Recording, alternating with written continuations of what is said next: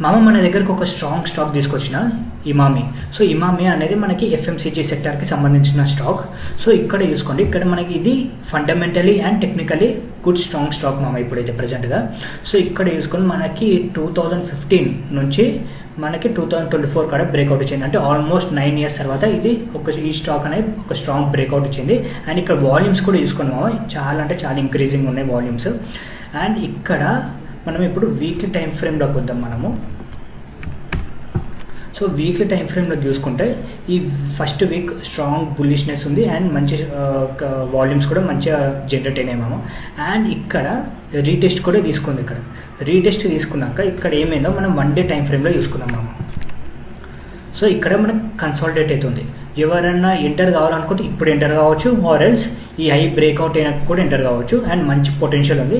మనం ఒక హోల్డ్ వేసుకోవాలి, మినిమం ఒక 1-2 months హోల్డ్ వేసుకున్నాం. ఒక